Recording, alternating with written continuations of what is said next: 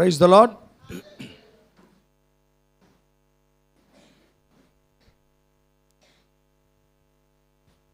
బాగున్నారండి? బాగున్నారా? హల్లెలూయా. ఒక్కసారి చప్పట్లు కొడదామా దేవునికి? చాలామంది బాగలేము, ఆరోగ్యం కాదు, చాలా విషయాల్లో మానసికంగా డల్గా ఉంటాం. కానీ స్తుతించినోడు నష్టపోయినోడు ఎప్పుడూ లేడు. ఇది బైబిల్ రికార్డు, మన రికార్డు కూడా. కాబట్టి లెట్ us రిజాయిస్. పౌలు చెప్పినట్టుగా రిజాయిస్ ఆల్వేస్, ఎల్లప్పుడూ మీరు ఆనందించండి. Praise God. పరిస్థితులు మనకి అనుకూలంగా ఉన్నా వ్యతిరేకంగా ఉన్నా దేవుణ్ణి స్తుతించాలి అని మనం నిర్ణయించుకుందాం. Praise the lord. మరొక్కసారి అందరికీ యేసయ్య శుభనామంలో స్వాగతం. Praise the lord.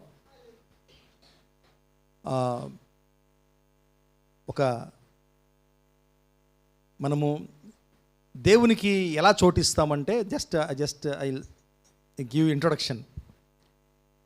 దేవునికి మన ఇంపార్టెన్స్, మన ప్రాధాన్యత ఎలా ఇస్తామంటే, ఒక పాస్టర్ గారు విజిట్ని ఏమంటారు, గృహదర్శనం తలపెట్టి వెళ్తూ వచ్చారంట. గృహాలు దర్శించడం. ఎక్కడికి పోయినా తలుపులు వేస్తున్నారు, ఉండట్లేదు విశ్వాసులు. అప్పుడు అట్లా కాదు అని చెప్పేసి ఆయన ఒక వాక్యం రాసుకున్నాడంట. ఒక వాక్యం ఉంది కదా, నేను నీ హృదయం దగ్గర నిల్చుకొని తలుపు కొడుతున్నాను, తీస్తే లోపలికి వస్తానని. ఆ వాక్యం రాసి రెఫరెన్స్ చేసి ఎవరెవరు ఇళ్ళకి వెళ్ళాడో ఆ ఇళ్ళకి అంటి చేసిపోయాడంట డోర్లకి. అంటే నేను వచ్చాను, మీరు తలుపు తీయలేదు అని వచ్చేసి వచ్చాడంట. సరే, నెక్స్ట్ సండే చాలా ఆయన ఇంట్రెస్ట్గా ఉన్నాడంట. వాళ్ళందరూ నా దగ్గరికి వస్తారు, పాస్టర్ గారు సారీ పాస్టర్ గారు ఎక్కడికి పోయిన చెప్తారు, రీజన్స్ చెప్తారు వాళ్ళు. అనుకోని విధంగా అందరూ వెళ్ళిపోతారా, మరీ టూ మచ్ కదా అని చెప్పేసి అనుకుంటున్నాడు ఆయన. సరే, ఎవరు రాలేదు, కలవలేదు. సంఘంలో పెద్దలు ఉంటారు కదా, ఆ పెద్ద ఆయన కొన్ని చిట్లు తీసుకొచ్చాడంట, లెటర్స్ అన్నీ పాస్టర్ గారి చేతిలో పెట్టాడంట. పాస్టర్ గారు ఏంటి ఈ చిట్లని చూస్తే అందరూ ఒకే రెఫరెన్స్ రాస్తున్నారంట. అందరూ ఏంటంటే, ఎవరైతే ఇళ్ళకి వెళ్ళాడు ఈయన, వాళ్ళందరూ రిప్లై ఇచ్చారన్నమాట ఈయనకి. ఈయనకు ఒక నోటీస్ ఇచ్చారు. ఏంటంటే, నేను వస్త్రము లేకుంటిని, అందుకనే నీ సన్నిధికి వచ్చుటకు భయపడి తిని. ఎవరంటారు ఈ మాట? ఆదాం. దేవుని సన్నిధికి రావడానికి భయపడతాడు కదా, ఆ వాక్యం రాసి పెట్టారంట. ఏమంటే అట్లా ఉంటుంది మన దేవునికి. అంటే ఏదో ఒక సాకులు చెప్తాం మనం, ఏదో ఒక సాకులు చెప్పి. అర్థమైందా అందరికీ? అర్థమైందా? ఎవరు ఏం స్మైల్ లేదే, నవ్వు రాలేదా?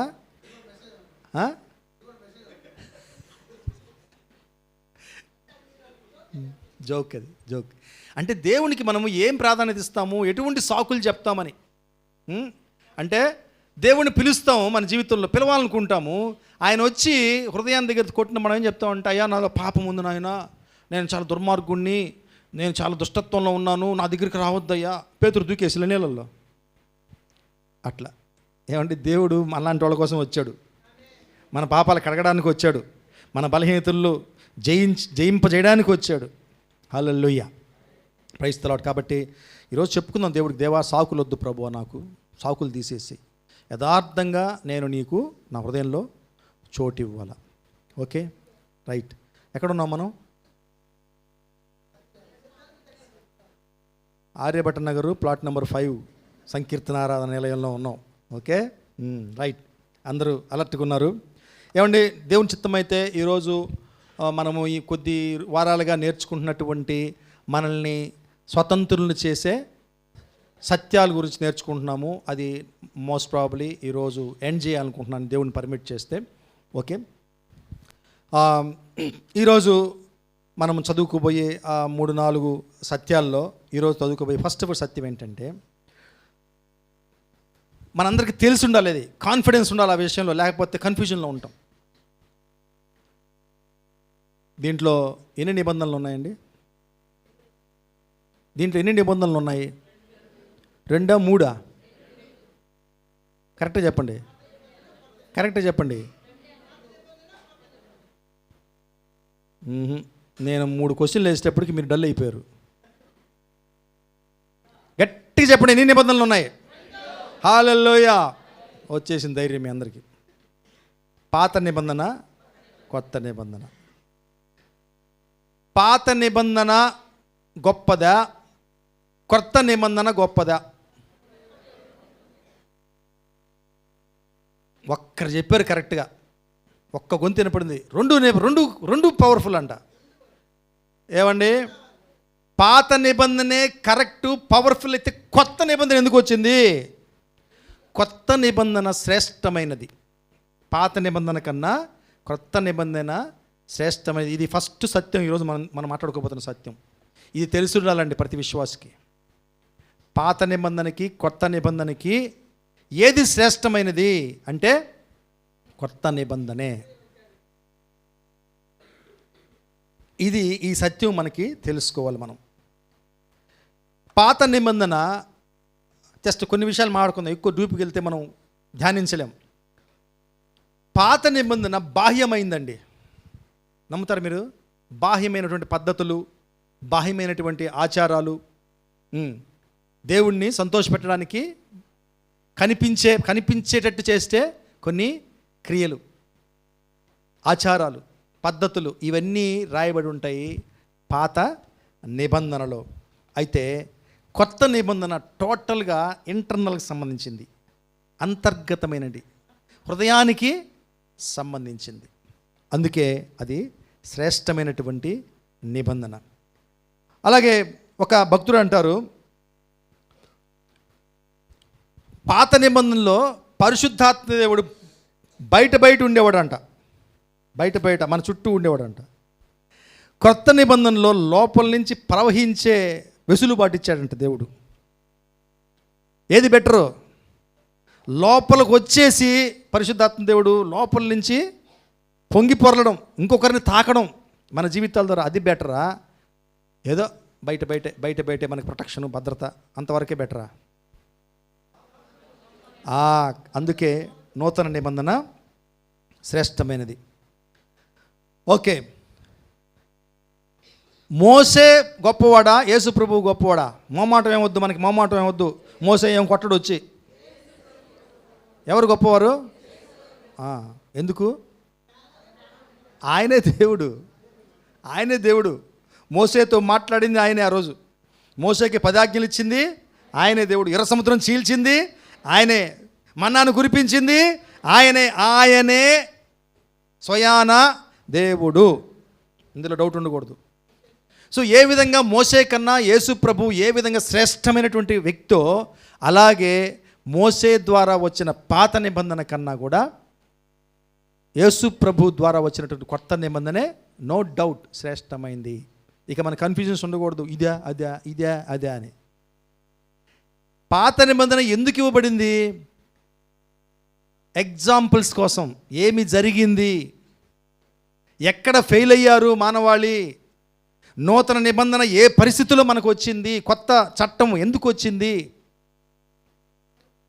దేవుడు ఎవరు, ఇవన్నీ తెలుసుకోవడానికి కోసంగా నూతన నిబంధన వచ్చింది. ఓకే, సో మోసే చెప్పున్నాడు, నా లాంటి ప్రవక్త ఒక ఆయన వస్తాడు, ఆయన్ని మీరు వినాలి అని. నేను అన్నీ చదువుకుంటూ పోను, రెఫరెన్సెస్ మీకు చెప్తాను. ద్వితీయోపదేశకాండము 18:15 ఈ మాట రాసి ఉంటుంది. అదే మాట పౌలు గారు అపోస్తుల కార్యాలు 3:22లో ఈ మాట చెప్పుంటాడు. మోషే ఇట్టనెను, ప్రభువైన దేవుడు నా వంటి ఒక ప్రవక్తను మీ సహోదరులో నుండి మీ కొరకు పుట్టించును, ఆయన మీతో ఏమి చెప్పినను అన్ని విషయంలో మీరు ఆయన మాట వినవలెను. పౌలు ఆ యొక్క 18:16 వాక్యం ద్వితీయోపదేశకాండము 18:16లో ఉన్న మాటని పౌలు భక్తుడు దాన్ని అక్కడ ఉటంకిస్తున్నాడు. ఓకే, అలాగే ఇంకొక విషయం తెలుసా? యేసు ప్రభువే కాదండి మోసే కన్నా బెటరు. యేసు ప్రభువుని వెంబడిస్తున్నటువంటి శిష్యులు కూడా మోసే శిష్యుల కన్నా గొప్పవాళ్ళు. ఎక్కడుంది దీనికి రుజువు? నాకు అర్థం కాలే ఫస్ట్. ఎక్కడుందబ్బా ఈ ఆలోచన వచ్చింది అనిపిస్తుంది, కానీ ఎక్కడ అర్థం కావట్లేదు.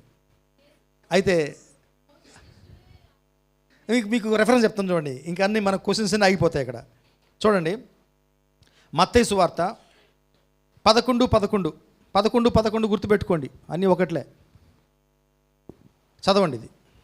క్రీస్తు కనిన వారిలో, స్త్రీలు కనిన వారిలో బాప్తిసమిచ్చు యోహాను కంటే గొప్పవాడు పుట్టలేదని నిశ్చయముగా మీతో చెప్పుచున్నాను.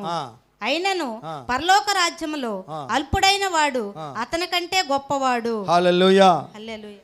ఏమండి, బాప్తిసమిచ్చు యోహాను పాత నిబంధన వ్యక్తి, కొత్త నిబంధన వ్యక్తి? ఆ టైంలో పాత నిబంధన వ్యక్తి ఆయన. ఆ టైంలో, ఆ సమయంలో ఈయన అందరికంటే గొప్పవాడు అంటే యేసుప్రభు చెప్తున్నాడు ఆ మాట. చూడండి, ఆయనకన్నా గొప్పవాడు ఉన్నారని చెప్తున్నాడు. ఎవరు?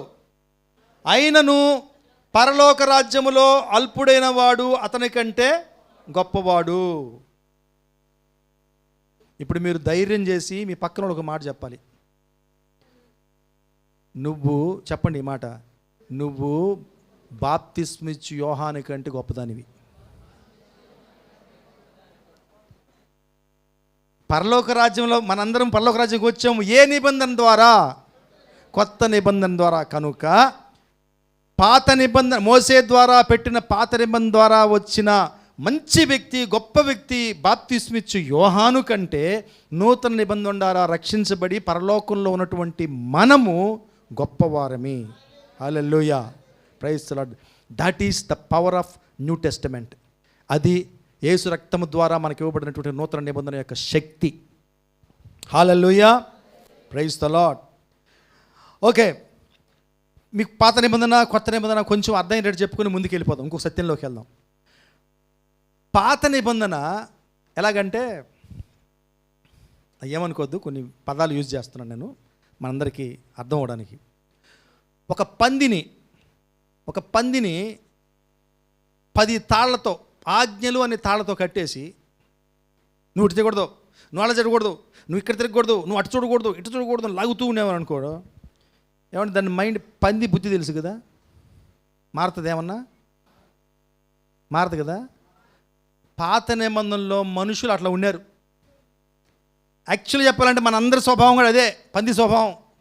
మనకి మురికి కావాలా, ఆ మురికిలో పొల్లాలా, ఆ మురికి వాసన చూడాలా. అవి చూడండి, ఎంత మంచిగా దానికి ప్లేస్ పెట్టినా కూడా అవి వెళ్ళి మళ్ళీ మురికిలోనే ఉంటాయి.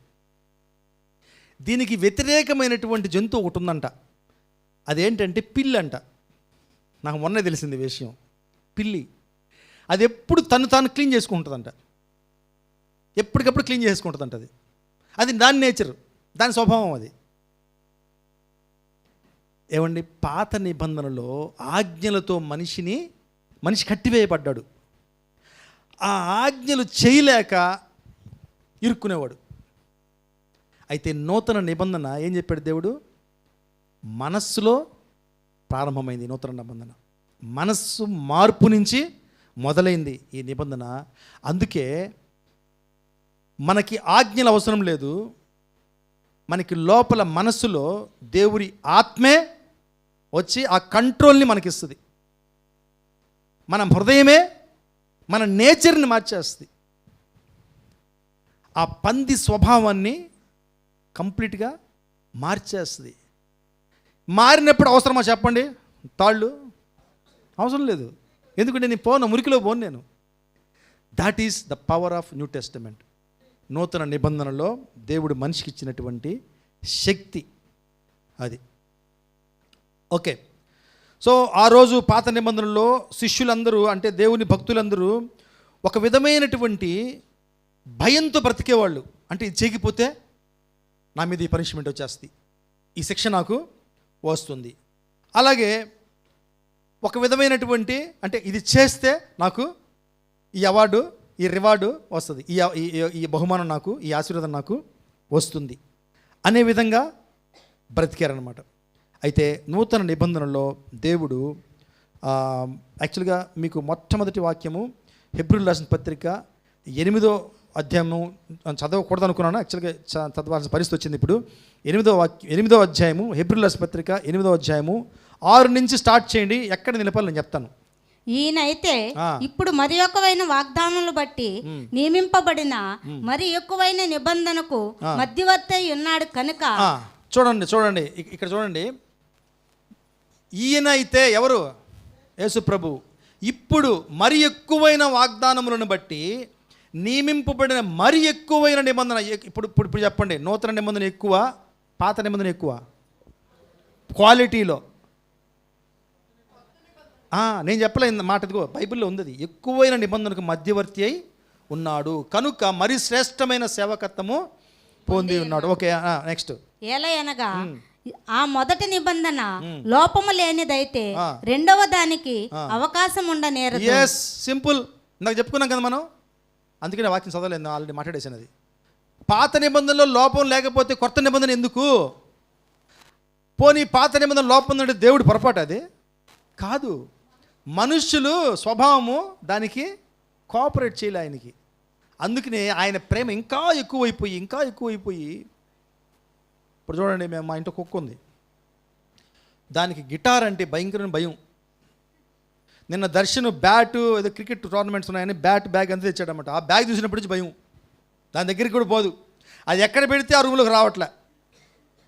మహిమ ఒక కుర్చీ కొనింది, రివాల్వింగ్ చైర్ అలాంటి చైరు, అది చూసినా భయం.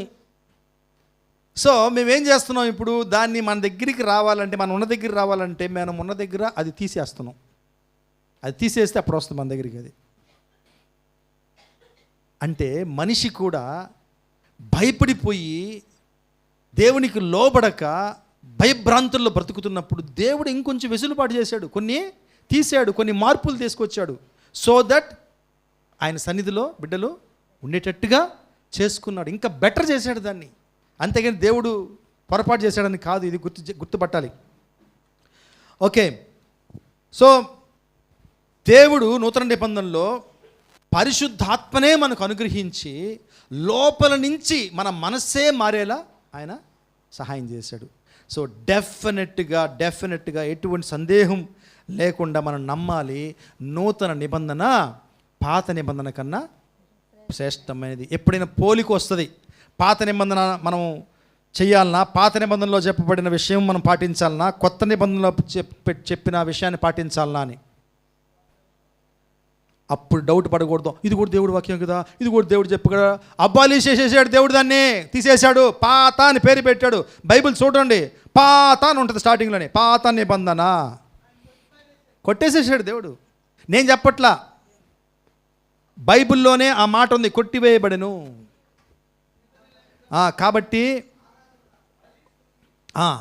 కాబట్టి మనము ఈ విషయంలో కాన్ఫిడెంట్గా ఉండాలి, కన్ఫ్యూజన్ ఉండకూడదు. ఈ సత్యం మనం స్వతంత్రం చేయాలి. పాత నిబంధన చేయాల్సి వచ్చినప్పుడు, దాన్ని పాటించాల్సి వచ్చినప్పుడు, అరే కొత్త నిబంధన అలా ఉందే అని చెప్పండి. ఇంకోసారి చెప్పండి, నూతన నిబంధన పాత నిబంధన కన్నా శ్రేష్టమైనది. Praise the Lord. మరో సత్యము, ఈ లోకంలో మనకి శ్రమలు ఉంటాయి. Any doubt? మమ్మల్ని కాలేజీలో మా మేడం అడిగేవాళ్ళు, ఎనీ డౌట్ అంటే అప్పుడెప్పుడు ఫస్ట్ ఇంగ్లీష్ వింటున్నాం మేము. 10th క్లాస్ తెలుగు చదువుకొని పాలిటెక్నిక్ వెళ్ళినప్పుడు అక్కడ ఫస్ట్ ఇంగ్లీష్లో టీచింగ్ చేస్తున్నారు, మనకు తెలిస్తే కదా ఇంగ్లీషు. మేము ఎగతాలు చేసేవాళ్ళం. ఆమె ఎనీ డౌట్ అంటే పక్కన జరిగి అన్ని డౌటే అనుకునేవాళ్ళం అనమాట. అర్థమైతే కదా. సో ఆ విధంగా ఇది కూడా డౌట్ ఉండకూడదని మనకి. ఎనీ డౌట్, ఏదైనా డౌట్ ఉందండి, మనకి హింసలు వస్తాయి. ఈ లోకం నుంచి రిజెక్షన్స్ ఏమంటారు దాన్ని, రిజెక్షన్, తృణీకరించడము మనకి జరుగుతుంది. ఇది కూడా తెలుసుకోవాల్సిన సత్యం. ఎందుకు తెలుసా, చైనాలో ఒక పెద్ద ఉద్యమం వచ్చింది ఒకసారి. చాలామంది, కమ్యూనిస్ట్ కంట్రీ కదా అది, చాలామంది విశ్వాసంలోకి వచ్చారు. కొన్ని మూవీస్ కూడా తీశారు క్రిస్టియన్స్. స్మగ్లింగ్ అంటే తెలుసా ఇప్పుడు చాలా తగ్గిపోయింది. ఒకప్పుడు సోనీ టేప్ రికార్డరో సోనీ టీవీ కొనాలంటే బర్మా బజార్కి వెళ్ళి కొనేవాళ్ళు. ఎందుకుని? షాపుల్లో అవి దొరికేవి కాదు. స్మగుల్ చేసేవాళ్ళు అంటే అనైతికంగా చట్టానికి వ్యతిరేకంగా బ్యాక్ డోర్లో నుంచి సముద్రాల్లో ఉంచి ఆ యొక్క ఐటమ్స్ని ట్యాక్స్ కట్టకుండా, గవర్నమెంట్కి ట్యాక్స్ కట్టకుండా తీసుకొచ్చి అమ్మేవాళ్ళు. సో ఫారిన్ ఐటమ్ కొనాలంటే ఆ రోజు అదే మార్గం, ఇంక వేరే మార్గం లేదు. దేవుని దేవల్ల తర్వాత నరసింహారావు, మన్మోహన్ సింగ్ వాళ్ళు వచ్చినప్పుడు అన్నీ మార్చేసి ఏ రోజైతే శాంసంగ్ ఫోన్ అక్కడ రిలీజ్ అవుతుందో ప్రపంచంలో, ఆల్మోస్ట్ అదే రోజు ఇండియాలో కూడా రిలీజ్ చేసేస్తున్నారు. ప్రపంచమంతా ఒకటే. ఆ విధమైనటువంటి మార్పులు కాబట్టి మనకి అటువంటి వెసులుబాట్లు మనకి వచ్చాయి. కనుక మనము ఈ విషయము తెలుసుకో ఉండాలండి. మనకి రిజెక్షన్ అనేది ఈ లోకంలో జరుగుతుంది. సో చైనాలో కూడా, నేను అందుకు స్మగ్లింగ్ చెప్తున్నాను కదా, చైనాలో కూడా బైబిల్ స్మగుల్ చేసుకునేవాళ్ళు అంట. వాళ్ళు బైబిల్ దొరకవు అక్కడ, బైబిల్ షాపులు ఉండవు. బైబిల్ చేయాలంటే స్మగ్లింగే. దొంగతనంగా ఫారిన్ కంట్రీస్ నుంచి షిప్పుల్లో దొంగతనంగా బైబిల్స్ తెచ్చుకొని ఎంతో కాస్ట్ పెట్టుకునేవాళ్ళంట అక్కడ. అటువంటి పరిస్థితుల్లో విశ్వాసంలోకి వచ్చిన చాలామంది విశ్వాసులు చాలా తొందరగా వాళ్ళు విశ్వాసం నుంచి పడిపోయారంట. కారణం ఏంటో తెలుసా? హింసలు వస్తాయని చెప్పారు కదా బ్రదర్ అనొచ్చు మీరు. వాళ్ళకి చెప్పలే ఎవరు ఈ విషయం, మనం ఈరోజు చెప్పుకుంటున్నాం. వాళ్ళకి ఎంతసేపటికి యేసు ప్రభువు ఆల్ ఈజ్ వెల్, బ్లెస్సింగే బ్లెస్సింగు, ఆశీర్వాదమే ఆశీర్వాదం, ఇవి విన్నారు వాళ్ళు. ఆ రోజుల్లో చెప్పలా యేసు ప్రభువు గురించి రాజు అని, ఆయన మనల్ని పాలిస్తాడు అటు చెప్పి ఇటు చెప్పి చెప్పేవాళ్ళు కొంతమంది. తర్వాత యేసు ప్రభువు అడిగినప్పుడు ఏం చెప్పాడు ఆయన? నేను రాజునే, కానీ ఇక్కడ కాదు, పరలోక సంబంధించిన రాజుని నేను. ఒకరోజు పరిపాలిస్తాడు ఆయన, సెకండ్ కమింగ్లో పరిపాలిస్తాడు, అది వేరు. ఆ విధంగా విశ్వాసులకి ఈ నాలెడ్జ్ లేకపోవడం వల్ల, శ్రమలు మన జీవితంలో ఒక భాగము అనే విశ్వాసులకి ఆ నాలెడ్జ్ లేకపోవడం వల్ల ఏం చేస్తున్నారు? వాళ్ళు విశ్వాసంలో జారిపోతున్నారు. శ్రమ వచ్చినప్పుడు వదిలేస్తున్నారు విశ్వాసాన్ని. అందుకనే విశ్వాసికి తెలుసుకోవాల్సిన సత్యం ఇది, పక్కా సత్యం ఇది. ఈ శ్రమలు అనేవి మనకి లోకం నుంచి వస్తాయి. 2వ తిమోతి పత్రిక 3:12 చదువుదాం. 2వ Timothy 3:12.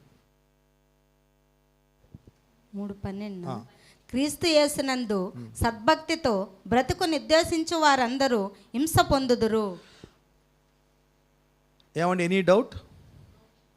No doubt, no doubt. క్లియర్గా రాసింది దగ్గర. క్రీస్తు యేసునందు భక్తి కాదు, సద్భక్తి, మంచి భక్తి, సూపర్ భక్తి. ఊరుకూరిన ఉత్తత్త భక్తి కాదు ఇక్కడ. సూపర్ భక్తి చూపించే వాళ్ళకు ఉద్దేశించిన వాళ్ళకి ఏం జరుగుతాయంట? హింసలు వస్తాయి. ఎందుకంటే ఈ లోకము రూల్స్ వేరు, ఈ లోకము నీతి వేరు, మన నీతి వేరు, కాబట్టి జరుగుతాయి. ఓకే, రెండోది ఒక మాట ఉంటుంది చూడండి. ఇది కూడా మనం చాలాసార్లు చదువుకున్నాం. మార్కు సువార్త 10వ అధ్యాయము 29-30. మార్కు సువార్త 10వ అధ్యాయము 29-30. అందుకు యేసు ఇట్లనెను, నా నిమిత్తమును సువార్త నిమిత్తమును ఇంటినైనను, అన్నదమ్ములనైనను, అక్క చెల్లెండ్రనైనను, తల్లిదండ్రులనైనను, పిల్లలనైనను, భూములనైనను విడిచిన వాడు ఇప్పుడు ఇహమందు హింసలతో పాటు 100 ఇండ్లను, అన్నదమ్ములను, అక్క చెల్లెండ్రులను, తల్లులను, పిల్లలను, భూములను రాబోవు లోకమందు నిత్య జీవమును పొందునని మీతో నిశ్చయముగా చెప్పుచున్నాను. నిశ్చయముగా చెప్పుకుంటున్నాం మనం కూడా ఈరోజు చర్చిల్లో. బాగా నిశ్చయంగా ఖచ్చితంగా చెప్పుకుంటున్నాము. ఏంటి? ఇది వదిలేస్తాం, ముందు ఉందే దీన్ని కనపడకుండా చేసుకుంటున్నాం. చేసుకొని 100 అంతులుగా ఇండ్లను, అన్నదమ్ములను, అక్కచెల్లెండ్రును, తల్లులను, పిల్లలను, భూములను రాబో లోకమందు నిత్య జీవమును పొందునని మీతో నిశ్చయముగా చెప్పుచున్నాను. What about this? అది లేవు చర్చిలో, వద్దు మనకి. అది వస్తే చెవులు మూసేసుకుంటున్నారు. అయ్యో మాకొద్దు, ఈ మెసేజ్లు మాకొద్దు, మాకంత ఆశీర్వాదమే కావాలా, ఆల్ ఈజ్ వెల్, అంత బాగుండాలి. ఏమండి, ఈరోజు పరిశుద్ధాత్మ చెప్తున్నాడు, హింసలు తథ్యం. దేవుడికి మొహమాట పడ్డు. హింసలతో పాటు ఇవి కూడా ఉంటాయి,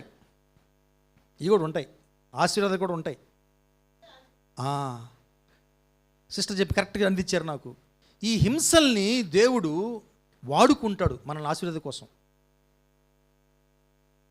ప్రతి హింసని దేవుడు, మనకి జరిగే ప్రతి కీడుని దేవుడు తిప్పి మనకి ఆశీర్వాదకరంగా చేస్తాడు. కానీ హింసను ఫేస్ చేయడం మాత్రం తథ్యం చేయాలి మనం. ఇందులో డౌట్ ఉండకూడదు మనకి. ఒకటి, దేవుడు ఎంత ఎంత మంచి ఆదరణ కలిగేసాడంటే అండి, ఆయన ఉంటుంది కదా, శ్రమలు వస్తాయి మీకు, అయితే ఈ శోధనలు తప్పించుకునే మార్గాన్ని కూడా నేను చూపిస్తాను.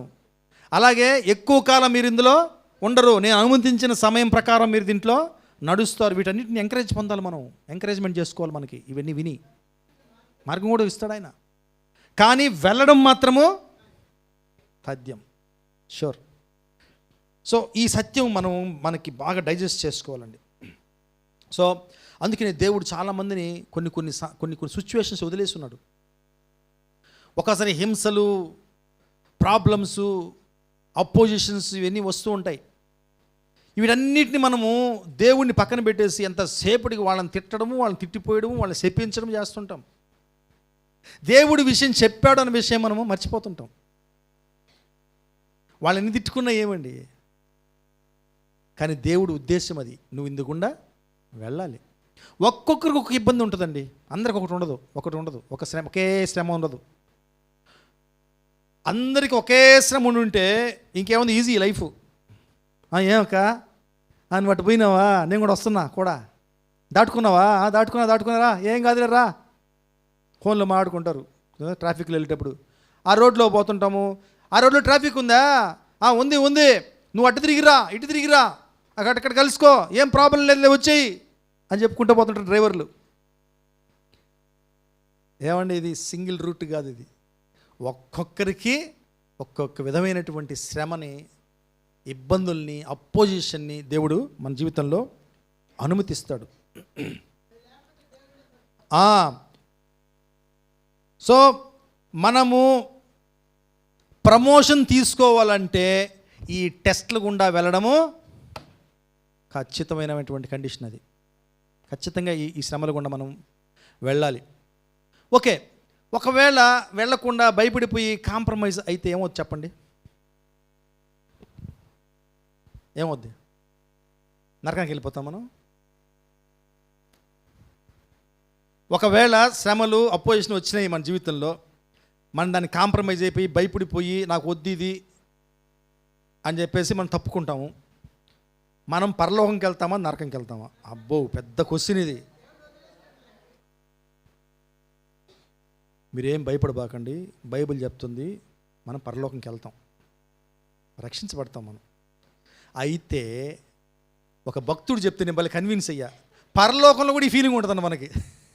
చ ఆయన చూడు అందుకే ఏం కిరీటం పెట్టుకున్నాడు చూడు, కిరీటం ఇచ్చాడు దేవుడు, ఎందుకంటే శ్రమల గుండా వెళ్ళాడు ఆయన. నేను కూడా ఆ కొద్దిగా సహించుంటే నేను దాన్ని దాటుకునేవాడిని కదా.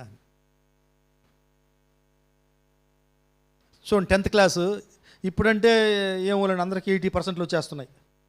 మా టైంలో ఫస్ట్ క్లాస్ వస్తే ఊరంతా సన్మానం చేసేవాడు వాడికి.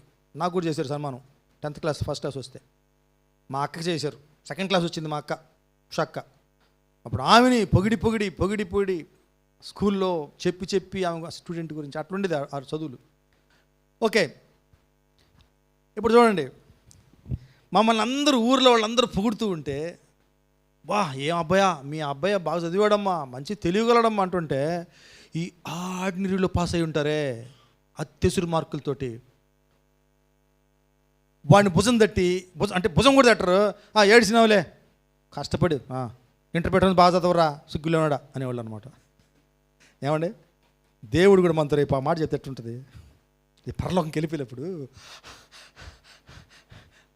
దాటేస్తాం, పరలోకంకి వెళ్ళిపోతాం. అప్పుడు దేవుడు ఏడ్చేవాలేరా, పెద్ద వచ్చినావు, కుంటుకుంటా తెచ్చుకుంటా ఏడ్చి వచ్చి పక్కన కూడా. కొంతమంది విజయంతో వస్తారు, ఎందుకంటే విజయవంతం అంటే ఏమి శ్రమలు, ఏమి ఇబ్బందులు లేవని కదా, వాళ్ళకి ఇబ్బందులు ఉన్నా, ముళ్ళ మార్గాలు ఉన్నా వీరులుగా జయించి వచ్చారు పరలోకంకి. వాళ్ళ వెల్కమ్ చూడండి, వీళ్ళ వెల్కమ్ చూడండి. అందుకనే ఆ భక్తుడు అంటుంటే నాకు అనిపించింది కరెక్ట్ కదా అనిపించింది. స్టెఫన్ జీవితం చాలా ఉన్నాయి జీవితాల్లో అట్లా మన ఉదాహరణ తీసుకుంటే. కాబట్టి ఈ శ్రమలు ఇబ్బందులు అనేవి మనకి జరుగుతాయి. ఓకే, మనకు 2 విషయాలు మాట్లాడుకొని మనం ముందుకు వెళ్ళిపోదాము. మనకి ఎంత వ్యతిరేకత వస్తుంటే మనల్ని వేరే పేర్లు పెట్టి కూడా పిలుస్తారండి. అప్పుడు కూడా మనం ఫీల్ అవ్వని అవసరం లే. నన్ను ఇటు ఎందుకు అన్నారు, దొంగోడు అంటారు. ఒక ఆయన అడిగాడు నన్ను, అంటే ఒక ఆయన అనుకుంటున్నాడు, నేను విన్నాను, నా గురించి చెప్పుకుంటారు కూడా. ఆయనకి అత్యాశ కాకపోతే, బాగా వినండి, ఆయనకి అత్యాశ కాకపోతే ఆయన జాబ్ చేస్తున్నాడు, ఉద్యోగం చేసుకుంటున్నాడు, ఆయనకి పెన్షన్ కూడా వస్తుంది, వాళ్ళ వైఫ్ పెన్షన్, పిల్లలు కూడా సెటిల్డ్, ఆయనకి ఎందుకయ్యా చర్చే, ఇంకా సంపాదన కావాలా అంట. సంఘం ఎందుకండి పెట్టింది? సంపాదన, నా సంపాదన కోసం. అది ఏదేమైనా కావచ్చు. అలాంటి విన్నప్పుడు మనకి బాధేస్తలేదా? బాధేస్తాయి. ఇంకొక ఆయన అంటారు, మీరు సంఘంలో విశ్వాసులతో కలిసేసి ఫోటోలు తీసుకొని ఆ ఫోటోల్ని అమెరికా పంపించి డబ్బులు సంపాదించుకుంటున్నారు అంటాడు. బాధేస్తుంది కదా, బాధేస్తుంది. ఒకటి గుర్తుపెట్టుకోవాలి, మనల్ని దొంగ అంటున్నారు, మనల్ని దోచుకునేవాడు అంటున్నారు, మనల్ని అత్యాశగా అంటున్నారు, డబ్బు పిశాచి అంటున్నారు. ఇవన్నీ ఓకే అండి. ఏమండి, యేసు ప్రభువుని ఏమన్నారు తెలుసా? ఏమన్నారు? బయల్జెబూబు, సాతానుతో పోల్చారండి, దెయ్యం. చదవండి, ఈ వాక్యం చదవండి, మత్తయి సువార్త 10:25. శిష్యుడు తన బోధకుని వలెను, దాసుడు తన యజమాని వలెను ఉండిన చాలును. ఇంటి యజమానునికి బయల్జెబూలని వారు పేరు పెట్టి ఉండిన ఎడల ఆయన ఇంటి వారికి మరీ నిశ్చయముగా ఆ పేరు పెట్టుదురు కదా. ఆయన్నే సూపర్ నేమ్తో పిలిచారు దెయ్యం. మనం ఎంత చెప్పండి. కాబట్టి ఇటువంటి పరిస్థితులు కూడా మన లైఫ్లో రావచ్చు. బెస్ట్ ఎగ్జాంపుల్ ఆయనే. అన్నిటికుండా వెళ్ళాడు ఆయన, పాపం వెళ్ళి మనకు ఎగ్జాంపుల్ సెట్ చేశాడు. బాబు, ఇవన్నీ నేను చేసి వచ్చాను, మీరేమీ కంగారు పడబాకండి అని. 1 పేతురు 4:15 ఉంటుంది, మీరు ఎవడును నరహంతుడుగా కానీ, దొంగగా కానీ, దుర్మార్గుడుగా కానీ, పరుజోలికి పోవువాడు కానీ బాధ అనుభవింప తగదు. చాలామంది కన్ఫ్యూజ్ అయిపోతుంటాం. మనకు వచ్చే సమస్యలు, హింసలు అవన్నీ తలంచుకొని మనం వేరే విధంగా ఫీల్ అవుతుంది. నాకు చెప్పాను కదా, సాకులు. మనం సాకులు పెట్టుకొని, దేవా అయ్యా నాకు ఈ హింసను అనుమతించినందుకు నీకు వందనాలు, నీకు వందనాలు అని ఏడ్చి స్తుతిస్తాం దేవుణ్ణి. నువ్వు అసలు హింస ఎందుకు అనుభవిస్తున్నారా అంటున్నాడు దేవుడు.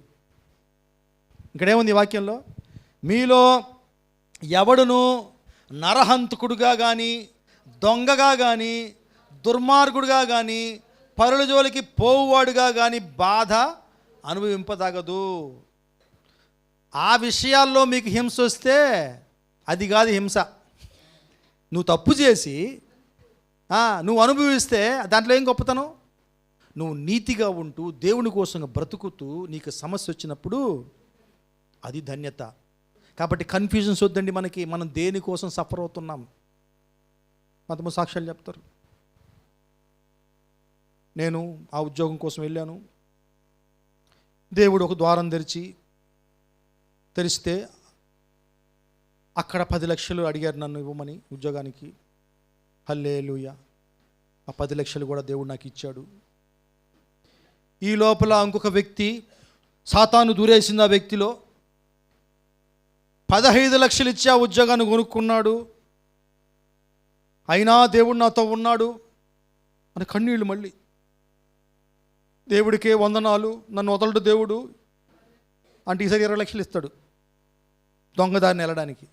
ఏమండి, ఇవి కాదు హింసలో. గుర్తుపెట్టుకోవాలి మనం, కన్ఫ్యూజ్ కావద్దు.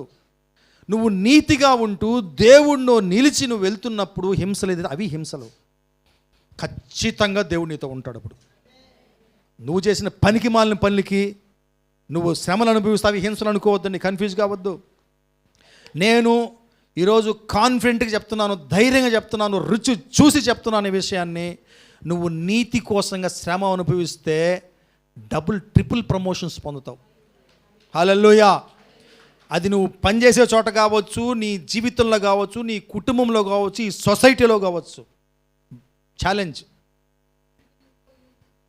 అన్యులు అది.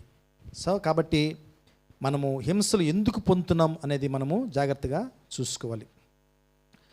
అలాగే చాలామంది నేను విన్నానండి, నీతి కోసంగా ఉద్యోగాలు వదిలేసిన వాళ్ళు ఉన్నారు.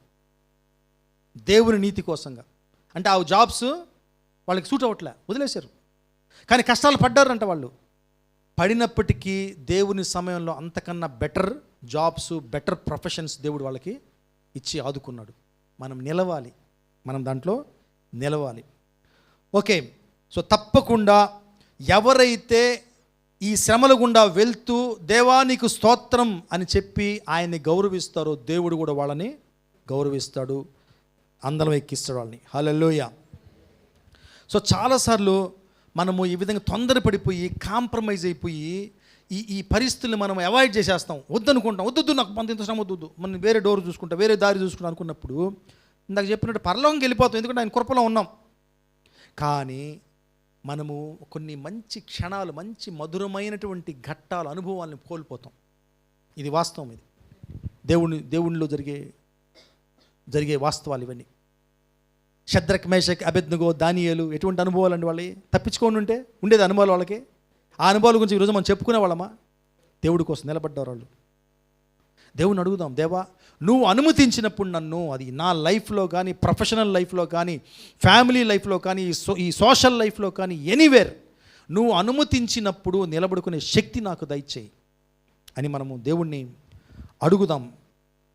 ఓకే, సో మనము నిరుత్సాహపడిన అవసరం లేదు. దేవుడు మనం ఒక్క వ్యక్తి చదివేసి మనం వెళ్ళిపోదామండి. యోహాను సువార్త 16:33. యోహాను సువార్త 16:33. నాయందు మీకు సమాధానము కలుగునట్లు ఈ మాటలు మీతో చెప్పుచున్నాను. లోకములో మీకు శ్రమ కలుగును, అయినను ధైర్యము తెచ్చుకునుడి, నేను లోకమును జయించి ఉన్నాను. ఎవరు చెప్పారు ఈ మాట? మీకు జరగవచ్చు, జరగకపోవచ్చు, 50-50 ఛాన్సెస్. శ్రమలు రావచ్చు, రాకపోవచ్చు. కొంతమందికి 0, కొంతమందికి 100% వస్తాయి. ఇటు చెప్పలే ఆయన. ఏం చెప్పాడు? మీకు శ్రమలు వస్తాయి. అయితే ఫస్ట్ మాట చూసారా, స్టార్టింగ్ నా యందు మీకు సమాధానము కలుగునట్లు ఈ మాటలు చెప్తున్నా. ముందుకు చెప్తున్నా మీకు. ఎందుకు? మిమ్మల్ని భయపెట్టాలని కాదు, సమాధానపరచాలని. అది జరిగినప్పుడు మీరు నిర్ఘాంతపోయి, ఆశ్చర్యపోయి, విశ్వాసం వదిలేసి పారిపోవాలని కాదు. ముందుగానే చెప్తున్నా మీకు ధైర్యంగా ఉండమని. మీ పీస్ కోసం, మీ సమాధానం కోసం, మీ మంచి కోసం చెప్తున్నాను ఈ విషయము.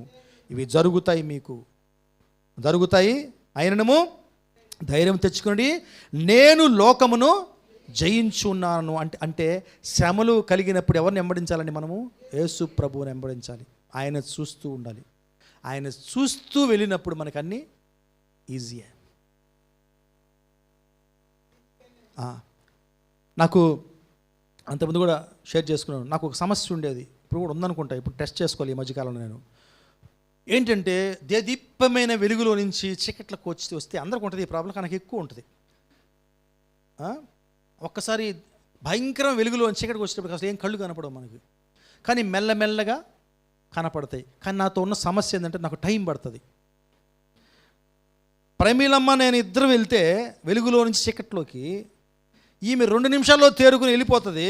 నాకు 10 నిమిషాలైనా అక్కడ నిలబడుకుంటా. టైం పడుతుంది నాకు, అది తెలియదు అప్పుడు నాకు. నేను వెళ్తున్నప్పుడు ఒకసారి గుంట్లో పడిపోయా, నేను సర్వీస్లో ఉన్నప్పుడు. మా ఫ్రెండ్స్ అందరూ, మా కొలీగ్స్ అందరూ ముందు వెళ్ళిపోతున్నారు. వాళ్ళకి ఢోమ్ అని శబ్దం వచ్చి వెనక్కి చూశారు. నేనేం చేశాను, ఉండి ఉండి ఉండి ఉండి ఉండి ఉండి కాలు ఎత్తి కరెక్ట్గా గుంట్లో వేసా చికెట్లో. అప్పుడు వాళ్ళు తెలిసిపోయింది ఆ సీక్రెట్. అప్పుడు ఎక్కడికి వెళ్ళినా వాళ్ళు నా చేతులు పట్టుకుని తీసుకెళ్ళారు అన్నమాట. చీకట్లు వస్తే మధుబాబు వెయిట్ యార్ అని చెప్పి చేతులు పట్టుకునేవాళ్ళు.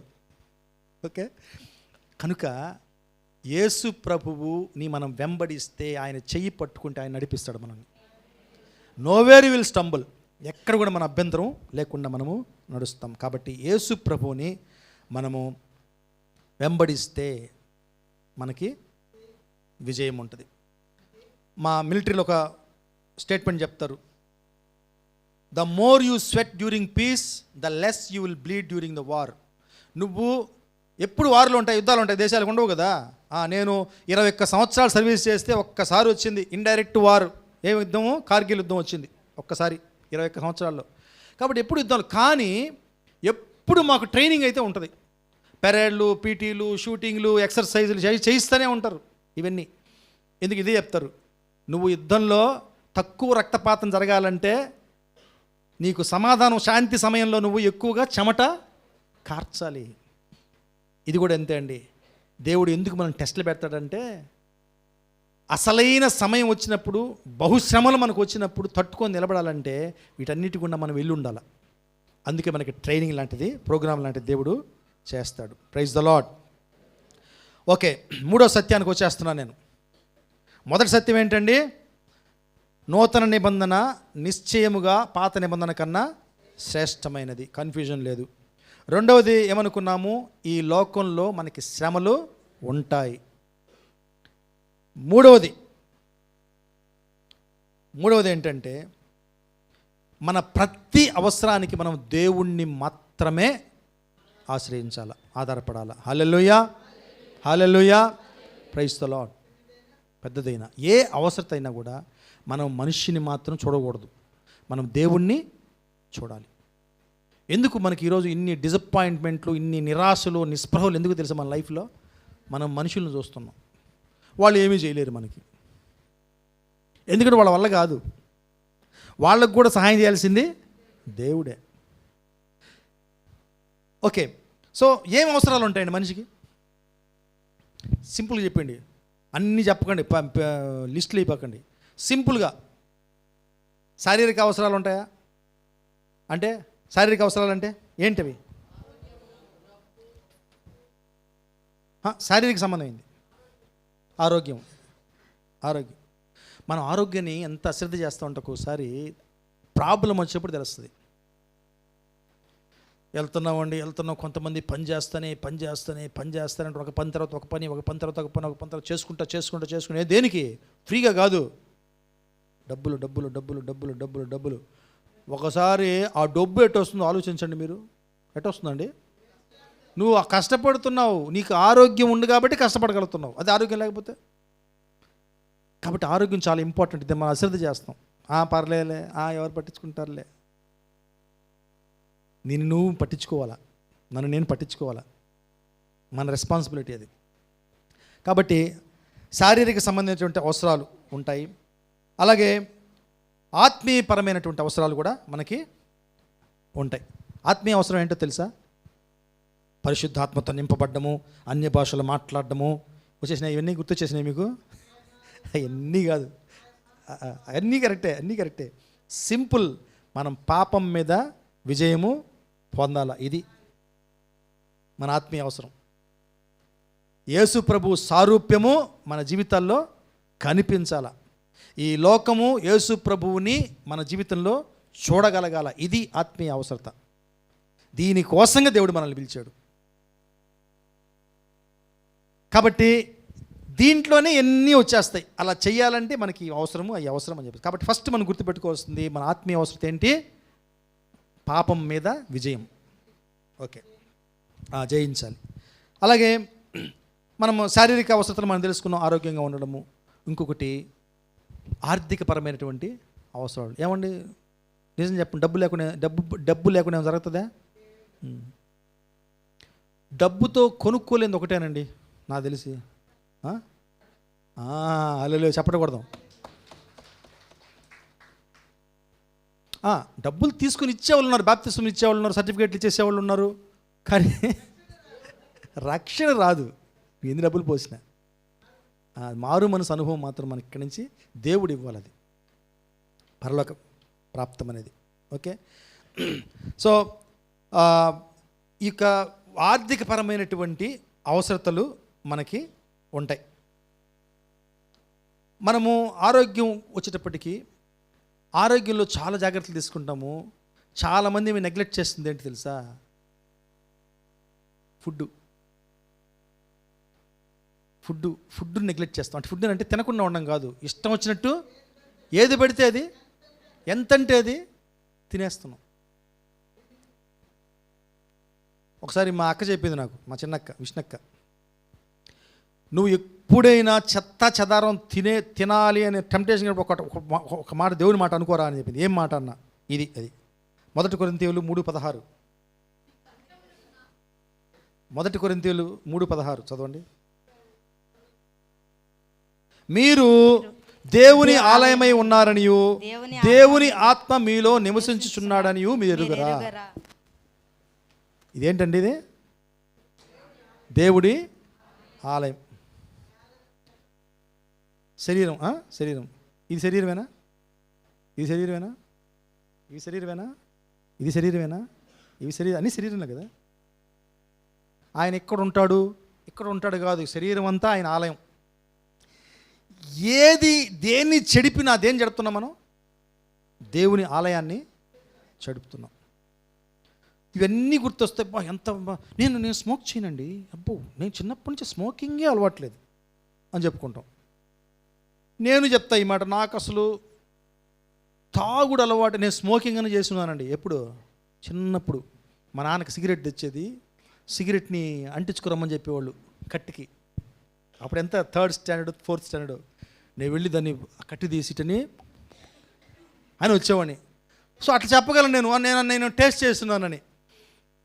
తాగుడు మాత్రం లేదు. కానీ ఇవన్నీ పెద్ద బడాయి కాదు.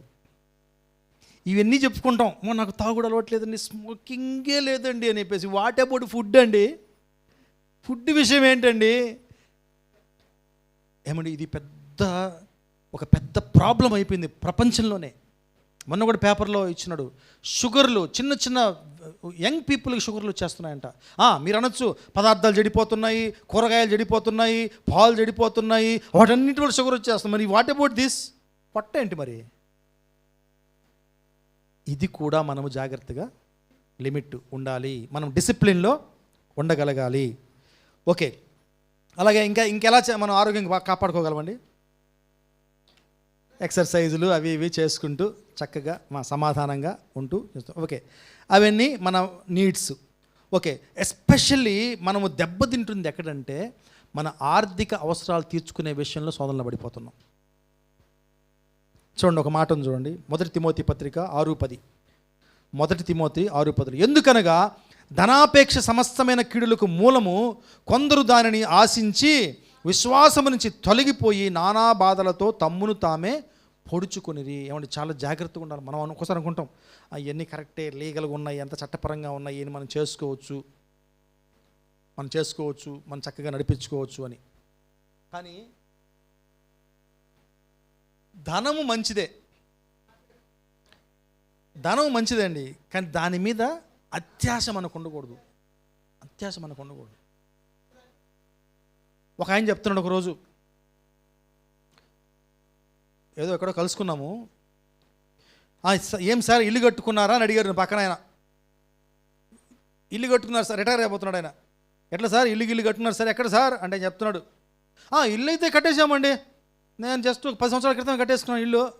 ఆ తర్వాత పలానా దగ్గర 5 ఎకరాలు కొన్నాను, పలానా దగ్గర మన వైజాగ్లో సముద్రం ఒడ్డునే అక్కడ ఒక అపార్ట్మెంట్ కొన్నాను, అక్కడ ఒక 10 లక్షలు రెంట్ వస్తుంది. చెప్తా ఉన్నాడు అనమాట ఆయన.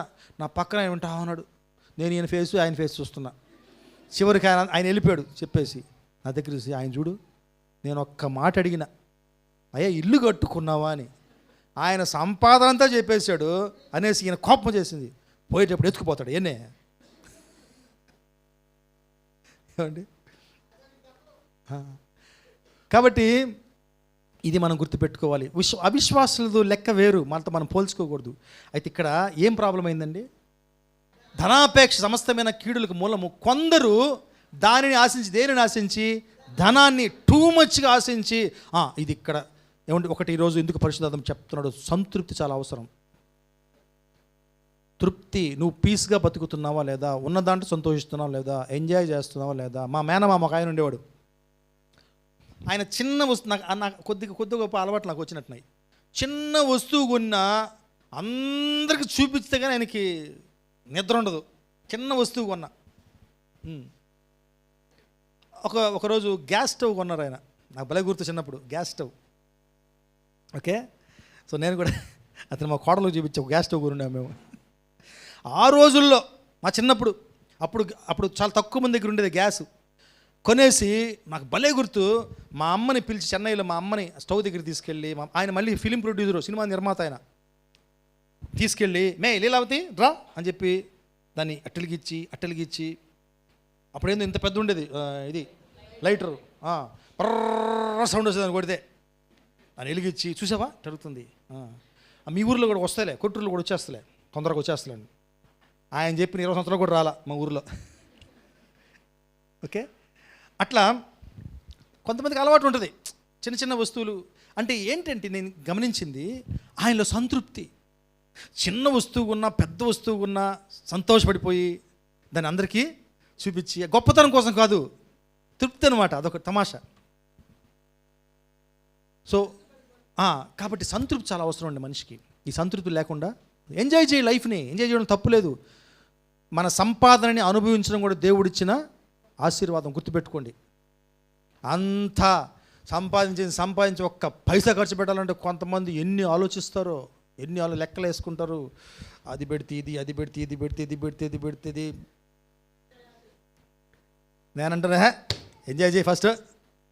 నువ్వు ఈ ఆలోచించుకుంటే నువ్వు కుమిలిపోతువే, ఇంకెప్పుడు ఎంజాయ్ చేస్తావు లైఫ్. నా తత్వం అది. అందరూ అట్లా ఉండాలని కాదు. అయితే నేను అనుకునేది ఏంటంటే, దేవుడు చెప్పేది ఏంటంటే, నువ్వు అనుభవించు, ఇది ఆశీర్వాదకరము, కానీ దాని గురించి టూ మచ్గా ఆలోచించి ఇంకా కావాలి అనుకోవద్దు.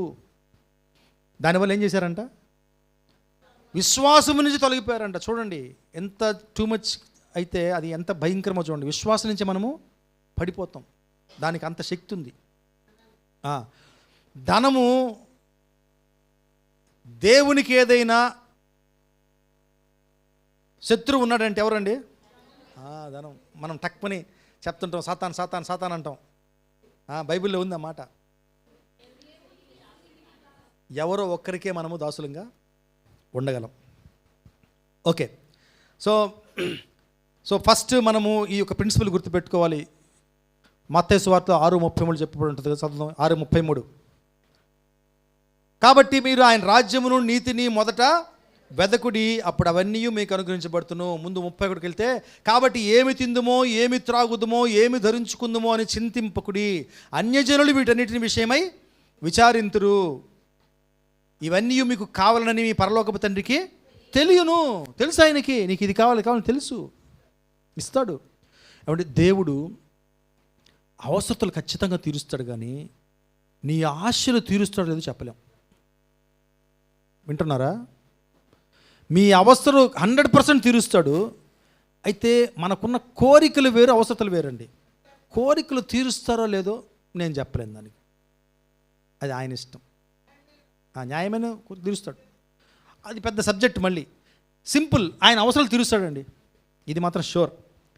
కాబట్టి ఎప్పుడు తీరుస్తాడు ఆయన అవసరతలు? మీరు ఆయన రాజ్యమును నీతిని మొదట వెతికినట్టయితే అవన్నీ మనకి అనుగ్రహించబడతాయి. Praise the lord.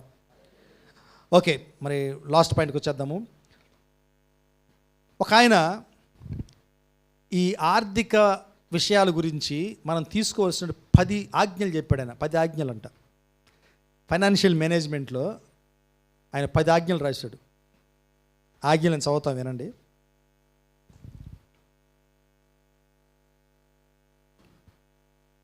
నీ అవసరాలకి నంబర్ 1, మీరు రాసుకోబాకండి, కష్టపడద్దు. నంబర్ 1 మొదటి ఆజ్ఞ ఆర్థికమైన విషయాల్లో, నీ అవసరాలకి కేవలము దేవుని మీదనే ఆధారపడు. నెంబర్ 2, నీ ఆర్థికమైన అవసరాలన్నింటినీ నీ స్నేహితులతో కూడా నువ్వు పంచుకోవద్దు.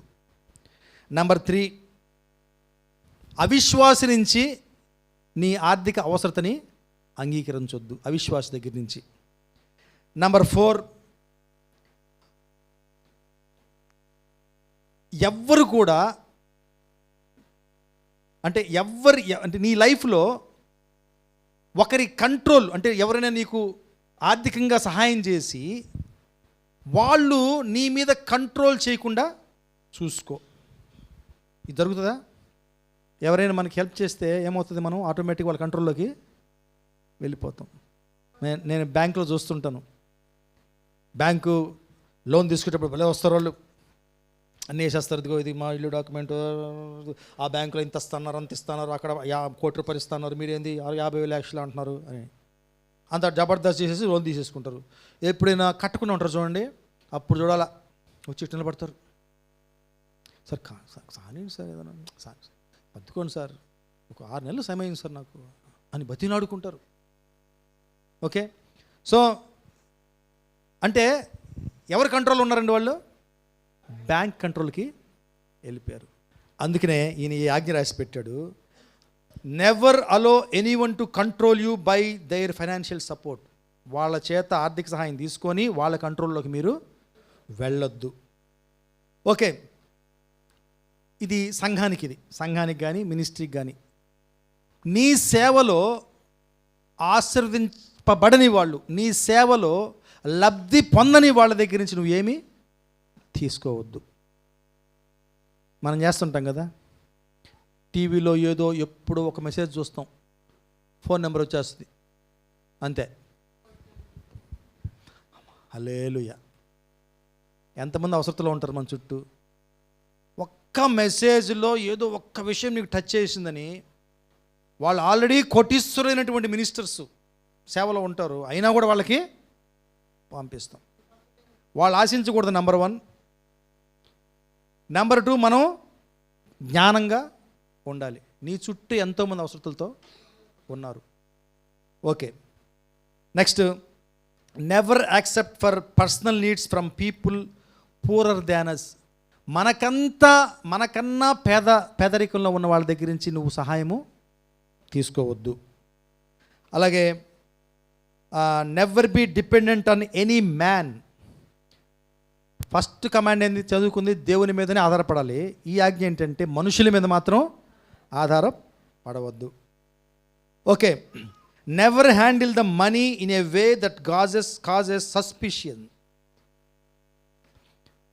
నువ్వు నీ ఆర్థిక లావాదేవీల్ని ఓపెన్గా చేసుకోవాలి, భయపడకుండా చేసుకోవాలి. దీనికి ఎగ్జాంపుల్ చెప్తాను నేను. ఈ రోజుల్లో మనం అనుకుంటాం, మన మీద కొంచెం మంచి బట్టలు తీసుకొని మంచి స్కూటర్లో కారులో తిరుగుతుంటా, కొంతమంది ఉంటారు చిరిగిపోయిన బట్టలు వేసుకొని ఏందో అనుకుంటా తిరుగుతూ ఉంటారు. ఏమండి ఒకసారి తెంగు చూడండి, వాళ్ళ ఇళ్లలో కోట్లు మురిగిపోతుంటాయి. వాళ్ళ అకౌంట్ చూడండి, నాకు తెలుసు, వాళ్ళ అకౌంట్లో కోట్లు మురిగిపోతుంటాయి. ఒకసారి నేను అడిగా, ఒరే బాబు, నన్ను కనపడితే సెకండ్ హ్యాండ్ కార్ అంటావు, నీకు ఇంత డబ్బులు ఉంది కదా, కొత్త కారు కొనుక్కొచ్చాడు. సార్ ఇంకేమి లే, ఇన్కమ్ ట్యాక్స్లో పట్టేసుకుంటారు వచ్చి.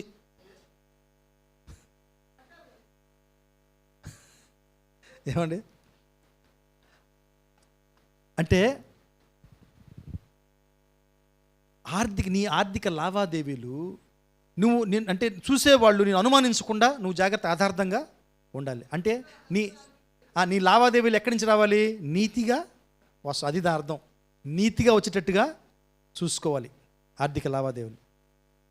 Okay, praise the Lord. ఇప్పుడు నేనున్నాను, బా ఈ ఇల్లు కట్టేసుకున్నాడా, పోయి చూసుకోయా, లోన్ తీసుకున్నాను. కార్లు కొన్నారే, పోయి చూసుకోయా, లోన్ల మీద కొన్నాము. అది చూసుకో స్వామి, నేను చచ్చేంతవరకు కట్టాలా.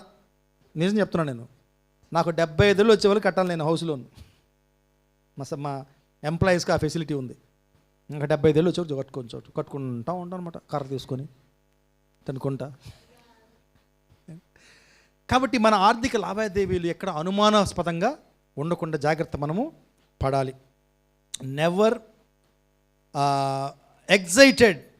Never be excited when you get money. నీకు డబ్బులు వచ్చినప్పుడు నువ్వు పెద్దగా ఇదిగాకు, ఉప్పొంగిపోకు. అలాగే నువ్వు డబ్బులు కోల్పోయినప్పుడు కృంగిపోకు. ఒకటి గుర్తుపెట్టుకో, నువ్వు అన్నీ కోల్పోయినా యేసయ్య ఉంటే చాలు మనతోటి. హల్లెలూయా. ఆయన కడతాడు మళ్ళీ మనల్ని. వాటితో పాటు ఆయన కూడా చేసామనుకో, ఆయన కూడా వదిలేసామనుకో, అంతే సంగతులు. ఇంక నువ్వు రావు మళ్ళీ పైకి. మనం చూసుకోవాలి. మనం ఎంత పోయినా సరే మన దగ్గర మనం ఒకటి గమనించుకోవాలండి, యేసు ప్రభు మన దగ్గర ఉంటే చాలు. He will build you up. నిన్ను కడుతాడు. ఎప్పుడు కడతాడు ఏంటి డైరీ నా దగ్గర లేదు, ఆయన ప్రోగ్రామ్ నా దగ్గర లేదు, కానీ హీ విల్ డూ ఇట్. ఆయన కడతాడు. Praise the Lord. Okay, last పాయింట్కి వచ్చేస్తాము. లాస్ట్ పాయింట్ కంప్లీట్ చేసేస్తాను నేను దీన్ని. దేవుడు ఎవరిని స్వీకరిస్తాడో వాళ్ళని మనము స్వీకరించాలి. అర్థమైందా చెప్పింది? దేవుడు ఎవరిని స్వీకరిస్తాడో ఆమోదిస్తాడో వాళ్ళని మనము ఆమోదించాలి. దానికి బెస్ట్ ఎగ్జాంపుల్ ఏంటంటే ఈ రోజుల్లో ఎట్లయిపోయిందంటే, సంకీర్తనారాయణలో వాళ్ళంటే మధు బ్రదర్ చెప్పేదే మెసేజీ, ఇంక వేరే ఎవరు చెప్పిన మెసేజ్ కాదు అది. విశ్వాసం అంటే మా సంఘం వాళ్ళే, పక్కన సంఘం వాళ్ళ విశ్వాసులే కాదు. ఆరాధన అంటే మాదే, ఇంక ఎవరు చేసేది ఆరాధన కాదు. ఈ తేడాలు రావడమే దాని గురించి చెప్తున్నాడు. ఏమంటే దేవుడు ఇన్ని డినామినేషన్స్, ఇన్ని రకరకాల సంఘాలు ఉన్నాయి ఆయనకు కూడా తెలుసు ఆయనకు కూడా. కానీ ఇంకొక రహస్యం ఏంటి తెలుసా? అందరినీ ప్రేమిస్తున్నాడు ఆయన. ఎవరు ఎలా ఆరాధిస్తున్నారో, ఏ స్టైల్లో అన్నీ తెలుసు ఆయనకి. అందుకనే ఎవరిని మనం తీసి పారేయకూడదు. ఆయన యాక్సెప్ట్ చేశాడు కదా వాళ్ళని, ఆయన రక్తంతో కదా వాళ్ళని కొనుక్కున్నాడు. నీలాగే వాళ్ళని కూడా రక్షించాడు కదా. అందుకనే వాళ్ళ మీద ఒక గౌరవం మనకి ఉండాలి.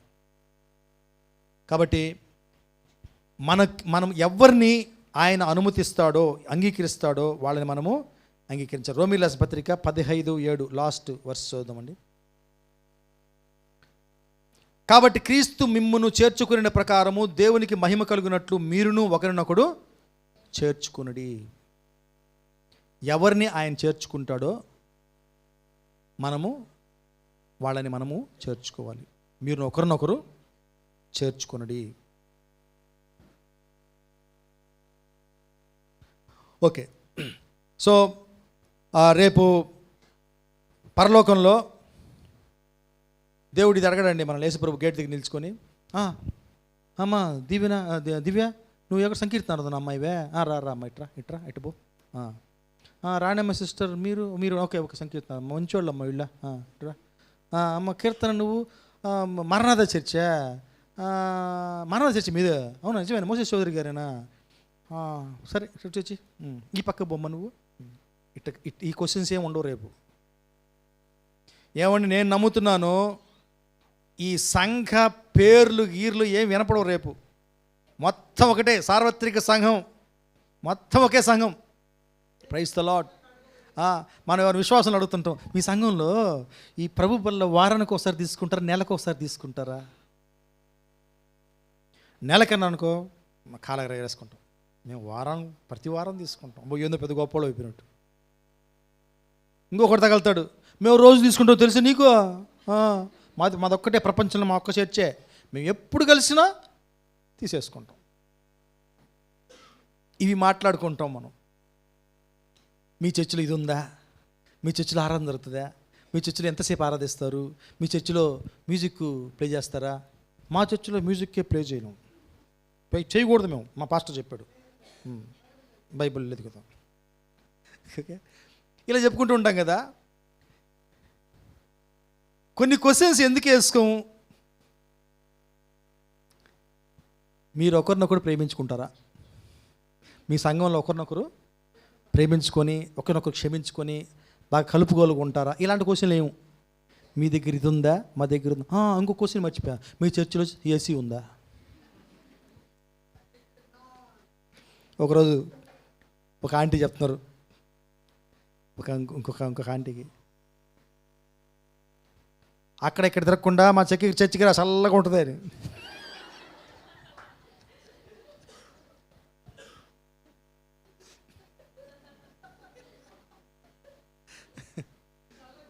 అది అలా అలా అలా అలా వెళ్ళిపోయి వాళ్ళు చూడు ఏసీ వేసుకొని వాళ్ళు అసలు విశ్వాసుల వాళ్ళు, అది సంఘమా, ఆయన పాస్టరా, చర్చిలో ఏసీలు పెట్టుకుని ఎంజాయ్ చేస్తున్నారు. ఇప్పుడు చూడండి అన్ని చర్చిల్లో వెలిసిపోయినాయి.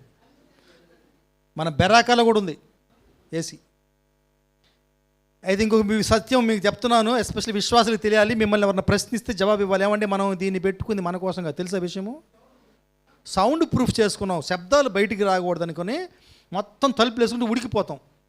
ఆ ఉడకకుండా ఉండాలంటే ఏసీ వేసుకోవాలి. దీనికోసం పెట్టుకున్నాం కనుక మన ఏదో కూల్గా ఉణుకుతో ఆరాధిద్దామని వాటి కోసం చేస్తలేదండి. ఎవరైనా అడిగితే ఈ మాట చెప్పండి, సౌండ్ ప్రూఫ్ కోసంగా పెట్టుకున్నామండి. హల్లెలూయా.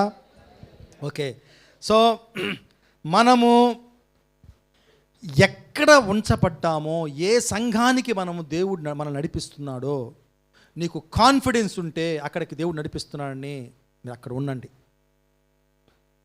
స్టార్టింగ్లో నేను చెప్తుండేవాడిని అందరికీ ప్రతి వారం కొత్తల్లో, మీరు ఇప్పటికైనా ఇక్కడికి రాకుండా ఇంకెక్కడికైనా వెళ్ళాలని ప్లాన్ ఉంటే వెళ్ళండి, డోంట్ వరీ, వెళ్తానండి. ఇప్పుడు డేవిడ్ వచ్చాడు ఒకసారి నా దగ్గరికి, ఏందన్నా అదే మాట్లాడితే నువ్వు పొమ్మంటావు వాళ్ళని.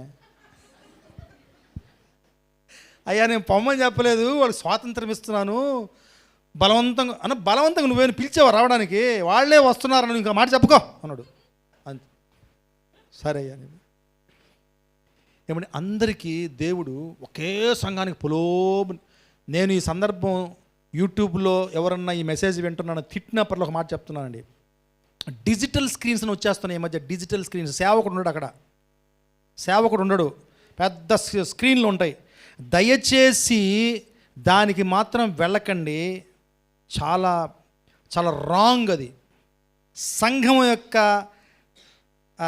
ఏమంటారు దాన్ని, ఆ కాన్సెప్టే లేదు అక్కడ. దయచేసి గుర్తుపెట్టుకోండి. సమ్ టైమ్స్ సూళ్ళూరుపేటకు కూడా రావచ్చు వాళ్ళు, డిజిటల్ స్క్రీన్, పెద్ద సేవకుల వాళ్ళు మాట్లాడతాడు ఉంటాయి. దానికి మీకు అంత కావాలంటే సంఘం రాకండి, యూట్యూబ్లో చూసుకోండి, అది రికమెండ్ చేస్తా. ఇంట్లోనే కూర్చోవచ్చు హాయిగా, అదిగో ఏసీ వేసుకొని అక్కడ కూడా కూర్చొని చూసుకోవచ్చు. దయచేసి అలాంటి సంఘాలకు వెళ్ళొద్దు, నేను రికమెండ్ చేస్తున్నా. ఇక మీకు దేవుడు నడిపిస్తే మీరు ఎక్కడికి వెళ్ళాలో దేవుణ్ణి అడగండి. అక్కడికి వెళ్ళినప్పుడు అక్కడ దేంట్లో మిమ్మల్ని ఇన్వాల్వ్ కమ్మంటాడో అక్కడ ఇన్వాల్వ్ అవ్వండి. అంతేగాని దయచేసి వాళ్ళు వెళ్తున్నారు కదా, వాళ్ళు బాగుందంటున్నారు కదా కాబట్టి వెళ్దాం అని మాత్రం వెళ్ళొద్దండి. నేను అనుభవించినాను. ఒకసారి ఏం చేస్తారు తెలుసా, కొంతమంది పెద్ద చర్చిల్ని ఎన్నుకుంటారు అని ఏమనుకోవద్దు. ఈరోజు ఎందుకు మాట్లాడాలనిపిస్తుంది మాట్లాడేస్తున్నా. పెద్ద చర్చిల్ని, ఎలాంటి చర్చిల్ని ఎన్నుకుంటారంటే ఎవడో తెలియదు, ఎవరు ఈ లోకంలో ఎవరికి ఎరుక అనే టైప్లో వేల మంది ఉంటారు. నేనెవరో నువ్వెవరో, హల్లెలూయా పోతా ఉండు. ఎందుకు తెలుసా, వాళ్ళు ఆల్రెడీ 4-5 ఉన్న సంఘానికి వెళ్ళి ఉంటారు. ఉదయం లేస్తే మనస్పర్ధలు వాళ్ళకి. వచ్చేది 4 ఆ సంఘానికి, ఈమె మొహం ఇట్టనే ఆ మొహం అట్టనే. అవసరమా? ఆ 10,000 మంది వెళ్ళామనుకో, ఎవరికెవరో పాస్టర్కి తెలియదు, అసలు తెలీదు వీళ్ళెవరో అని. అక్కడ ఉంటారు ఎవరన్నా, అది తీసుకొస్తారు అడ్రస్ రాసుకోవడానికి. Sister where are you staying అంటారు, ఈ దొంగ అడ్రస్ ఇచ్చేస్తారు, నా దగ్గర రాబాకొని. ఏమంటే దయచేసి ఇలాంటి సంఘాలకు వెళ్ళొద్దు. ఒకవేళ వెళ్ళినా అకౌంటబుల్గా ఉండండి, ఆ సంఘానికి కట్టుబడి ఉండండి, ఆ సంఘ వ్యవహారాల్లో ఇన్వాల్వ్ అవ్వండి, ఎంజాయ్. ఫ్యామిలీలు ఎట్టుంటారు ఒకసారి ఆలోచించుకోండి. సంఘం అంటే ఫ్యామిలీ కదా. ఒక ఫ్యామిలీగా మనం ఉంటున్నప్పుడు ఉండేది 4 ఆ ఇంట్లో. ఆ ఉండేది ఉదయం లేచి మొదటి మొహం ఇటు పెట్టుకొని వీడు తిరుగుతూ ఉంటే మిగతా వాళ్ళకి ఎట్లా ఉంటుంది? ఏం మాట్లాడినా చెప్పు, సరే ఓకే. మా కొలిగి ఒక ఆయన ఉండేవాడు, ఆయనకి ఫోన్ వస్తుంది ఇంట్లో వచ్చి, నేను ప్రార్థన చేసుకున్నాను, అయ్యా నేను అదే ప్రమిళతో ఆడ విధంగా మాట్లాడకూడదు అయ్యా అని. ఆయన ఏం తెలుసా,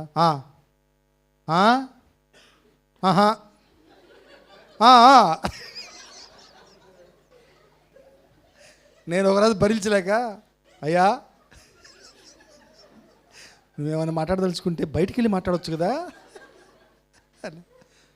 ఏం లేదు సార్ అన్నాడు. మళ్ళీ కాల్ వచ్చింది, చెప్పు. అవును, ఇప్పుడు వద్దు, అటే పొమ్మను, ఇంతే. ఏమైనా సలహాలు చెప్దామని కానీ ఏమీ లేదు. నేను మళ్ళీ అడిగా, సార్ మీరు ఫీల్ అవుతున్నారు మా ముందు మాట్లాడడానికి, మేడం ఫీల్ అవుతారు కదా, బయటికి వెళ్ళి మాట్లాడండి. ఏం ఉండవు సార్ అక్కడ, అంత పనికి మాలిన కబుర్లేనా అని. ఓకే, సో ఎందుకు చెప్తున్నాం అనేది, ఎందుకు చెప్తున్నామండి? ఫ్యామిలీస్ కూడా తయారవుతున్నారు ఇప్పుడు ఈ స్మార్ట్ ఫోన్లు వచ్చాక. ఎవరికెవరు ఈ లోకంలో ఎవరికి ఎరుక. మూల అక్కడే ఉంటుంది. భోజనం వడ్డించిందమ్మాయి,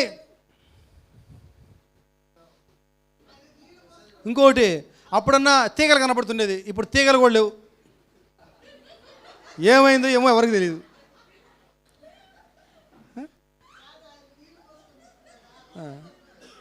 ఏం తెలీదు. ఏమన్నా ఒక్కసారి ఆలోచించండి, ఇళ్ళల్లో ఎంత అనీజీగా ఉంటుంది మనకి అట్లా ఉండడం. అదేవిధంగా సంఘంలో ఉన్నప్పుడు ఎట్లా ఉంటుందండి? ఓకే, నేను ఈరోజు ఇంకో మాట చెప్తున్నాను, లాస్ట్ ఇదే, ఆల్రెడీ టైం చాలా ఎక్కువ అయిపోయింది.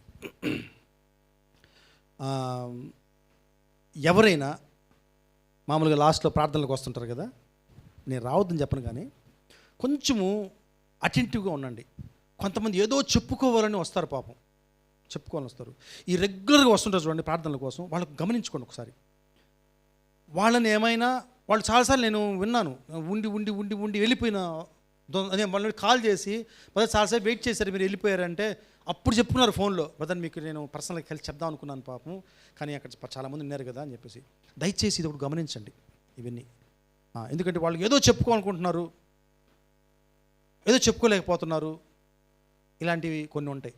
కాబట్టి కొంచెం కొద్దిగా చూసుకొని గమనించుకుంటూ ఉండండి. Praise the Lord. ముగించుకుందామా? చాలా టైం అయిపోయింది. సో ఇంతటితో 16 సత్యాలు మాట్లాడుకున్నాము. మంగళవారం టెస్ట్ ఉంటుంది.